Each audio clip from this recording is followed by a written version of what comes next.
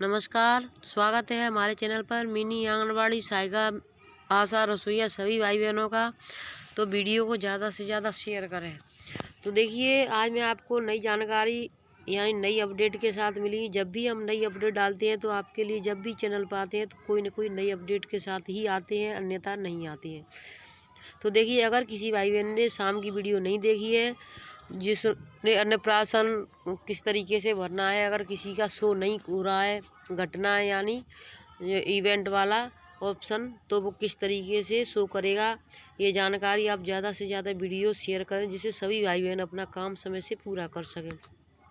तो देखिए, नई जानकारी ये है कि लिखित यानी ध्वज फहराने संबंधी निम्नलिखित कुछ सावधानियां बरतें।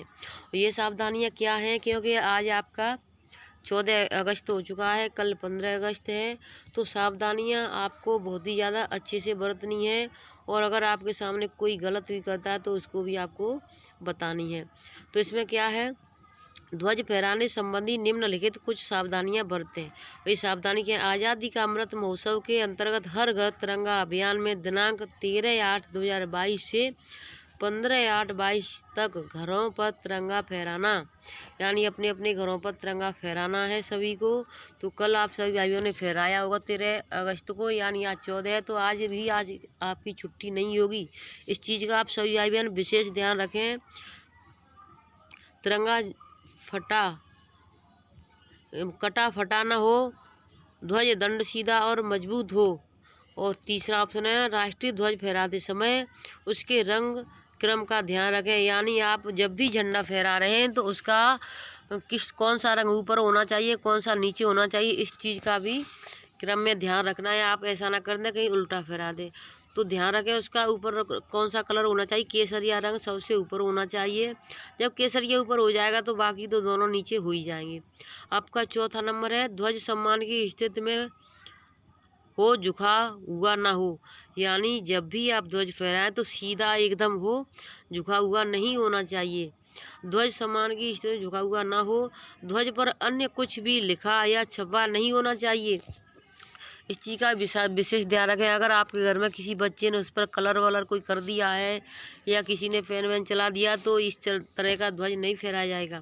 राष्ट्रीय ध्वज के साथ अन्य कोई ध्वज बराबर ऊंचाई पर अथवा राष्ट्रीय ध्वज के ऊपर ना हो, यानी राष्ट्रीय ध्वज आप फहरा रहे हैं तो उसके बराबर पर भी कोई नहीं होना चाहिए कुछ भी चीज़ें, और उससे ऊपर भी नहीं होना चाहिए, उसके नीचे होना चाहिए, क्योंकि ये सबसे ऊपर रहना चाहिए हमेशा। किसी भी प्रकार के फूल माला का प्रतीक चिन्ह ध्वज के ऊपर अथवा ध्वज दंड पर ना हो। तो देखिए, जो माला फूल है उसका चिन्ह प्रतीक भी नहीं होना चाहिए। कुछ मालाओं के जो चिन्ह बनाते हैं या जो इसमें जो अशोक चक्र है वही होना चाहिए। ध्वज फहराने के बाद ध्वज को समेट कर सम्मान के साथ संभाल कर घर पर ही रखें। इसे इधर उधर सड़कों पर या कचरे में ना फेंकें। तो जैसे किसी जो भी भाई बहन अपने घर में जैसे ड्राइंग प्रतियोगिता की है तो कुछ भाई बहनों ने उसमें ध्वज बनाए हैं, तो अगर कहीं फट जाता है, देखिए मैं सबसे मेन चीज़ कहना चाहती हूँ, अगर कहीं आपका पैसा 100 का नोट हो, चाहे 50 का हो, चाहे 20 का हो, अगर कहीं से थोड़ा सा भी फट जाता है तो उसको आप गम से या टेप से, सेलो टेप से या किसी भी चीज़ से चिपकाते हैं, उसको चलाते हैं, क्योंकि उससे आपको काम है। तो इसी तरीके से हमें अपने झंडे को अगर कहीं से जो कागज़ का बना हुआ है अगर तो उसको फट गया है तो उसको चिपका दो और उसे संभाल करके रख दो। यहीं कहीं सड़क पर फटा हुआ फेंके नहीं, ये अपने देश के झंडे का बहुत बड़ा अपमान होगा। यह ध्वज क्षतिग्रस्त अथवा फट जाए तो पूरे सम्मान के साथ निपटारा करें, सड़कों पर या कचरे में ना फेंकें। इन नियमों का विशेष ध्यान रखा जाए। तो देखिए, अगर आपके सामने कोई भी सड़क पर कोई झंडा दिखता है तो उसको आप हटाएं, सम्मान के साथ उसका निपटारा करें कि ऐसा ना हो कि कहीं फटा हुआ झंडा इधर उधर किसी के पैरों में पड़े, क्योंकि ये बहुत ही अपमान वाली बात होगी। अब मैं देखिए आपको बताना चाहती हूँ कुछ भाई बहनों के लिए ये 200 रुपये 12 अगस्त को उत्तर प्रदेश में आए हैं, आगरा में भी आए हैं और ये बाकी कई ज़िलों में आए हैं। तो ये 200 रुपये किस हिसाब से आए, किसके आए, इसकी कुछ हमें भी जानकारी नहीं मिल पा रही। ये खातों में आ चुके हैं। इनके 12 अगस्त को आए हैं, 12 अगस्त को 1000 आए हैं और यहाँ 10 अगस्त को 4500 आए हैं, बाकी 7 अगस्त को 5000 आए हैं। तो यानी जून का मानदेय बकाया था तो ये भी आ गया, जुलाई का था वो भी आ गया। अब आपका जो राज्य सरकार का है वो अभी नहीं आ पा रहा है, पूरा जो केंद्र सरकार का है वो आपका आ गया है। अब ये आपका सिर्फ बचा है तो अगस्त का बचा है। तो देखिए इस तरीके से कई भाई बहनों ने हमारे पास ये भेजी है। और उससे पहले आपका 3500 भी आया था, कुछ का 3500 आया था, 2000 आया था, 1500 आए थे। तो इस तरीके से अलग अलग आ रहे हैं, एक जैसा किसी का नहीं आ रहा है। अब देखिए इसमें एक चीज़ और मैं आपको बताना चाहूँगी, जैसे किसी बहन का हमारी का 4531 रुपये आए, तो सभी के नहीं आते, सबके कितने आते हैं 4500 रुपये, यानी ये केंद्र सरकार के आते हैं। और ये आपके 4531 रुपये क्यों हैं? क्योंकि किसी को अगर 5 साल नौकरी करने के बाद में जो अलग से पैसा मिलता है तो 31 रुपये उसके मिले हैं। अगर किसी को 10 साल हो जाती हैं तो उसके 62 रुपये हो जाते हैं। तो इस तरीके से जितनी ज़्यादा नौकरी हो जाती है उतने पैसे बढ़ जाते हैं। लेकिन हमारे भी 17 साल हो चुकी है, 17 से 18 साल होने वाली हैं कुछ ही दिनों में। तो हमारे अभी 31 और ये 61-62 रुपये वाले नहीं आते हैं, सिर्फ हमारे 4500 रुपये ही आते हैं, वो भी केंद्र सरकार की। तो किन किन भाई बहनों के 31 यानी जो एक्स्ट्रा हैं 500 के एक्स्ट्रा कितने भाई बहनों के आते हैं, तो वह हमें एक बार ज़रूर बताएं कितने भाई बहनों के एक्स्ट्रा पैसे आते हैं। तो देखिए आज मेरी थोड़ी तबीयत थोड़ी ख़राब सी भी आपको महसूस हो रही होगी, आवाज़ में भी फ़र्क दिख रहा होगा आपको। लेकिन मौसम की चेंजिंग की वजह से कुछ पानी वानी बदल के जो पिया है रक्षाबंधन पर, उस वजह से कुछ थोड़ी हो भी गई है। अब देखिए बाल विकास पुरस्कार कार्मिकों के बकाये वेतन का बजट जारी। इससे पहले मैं कहना चाहती हूँ जो नए भाई बहन जुड़े हैं तो वो चैनल को सब्सक्राइब कर लें। और अपने यहाँ से अगर किसी ब्लॉग से एक भी बहन जुड़ी है तो वो अपनी एक बहन 2 बहनों को जोड़ेंगी, 2 बहन 4 बहनों को जोड़ेंगी। तो इस तरीके से सभी बहनें चैनल से जुड़ेंगी तो उनका काम समय से पूरा भी हो जाएगा।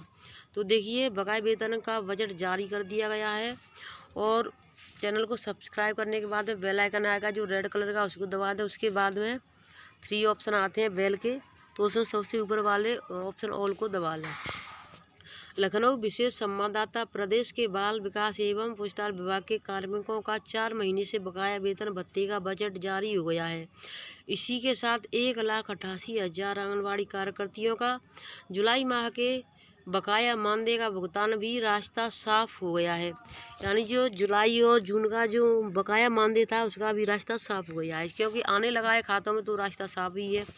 करीब 3000 सुपरवाइजर्स, 600 बाल विकास परियोजना अधिकारी और जिला कार्यक्रम अधिकारियों को पिछले 4 महीने से वेतन भत्ते का भुगतान नहीं हो सका था।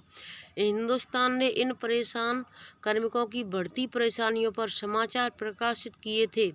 बाल विकास एवं पुरस्कार विभाग के कार्यकारी निदेशक कपिल सिंह ने बताया कि बुधवार को बजट जारी कर दिया गया है और सभी जिलों के आहरण वितरण अधिकारियों को मानदेय के भुगतान के लिए राशि भेज दी गई है।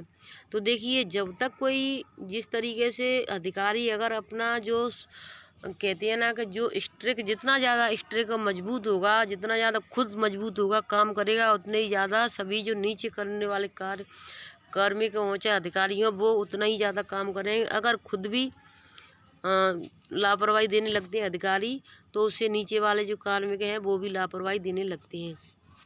तो देखिए जो डॉक्टर सारिका मोहन थी उनके भी कड़े निर्देश थे, लेकिन आजकल उनको थोड़ी परेशानियां थी, वो लीव पर चली गई, छुट्टी पर ले ली है चिल्ड्रन की वजह से, तो वो अब नहीं है। तो जो कपिल सिंह हैं जो कपिल सिंह हैं जो अभी नए जो बने हैं निदेशक, तो उनको चार्ज दिया गया है। उनको जैसे ही चार्ज मिला 4 से 5 दिन में उन्होंने बता दिया कि 3 दिन के अंदर बजट होना चाहिए।